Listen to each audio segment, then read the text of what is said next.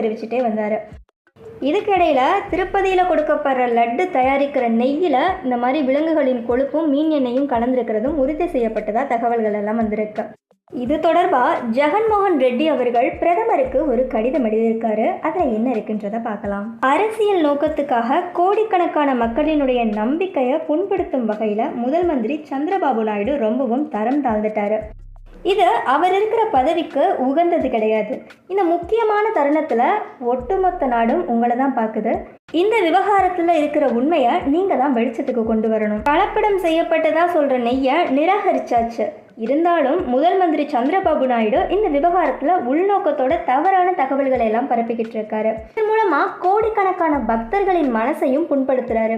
இந்த விவகாரத்தில் நீங்கள் தலையிட்டு மக்களோட மனசையெல்லாம் மீட்டெடுக்கணும். திருமலை திருப்பதி தேவஸ்தானத்தின் புனிதம் மீதான பக்தர்களின் நம்பிக்கையை மீட்டெடுக்கவும் உதவணும் அப்படின்னு சொல்லி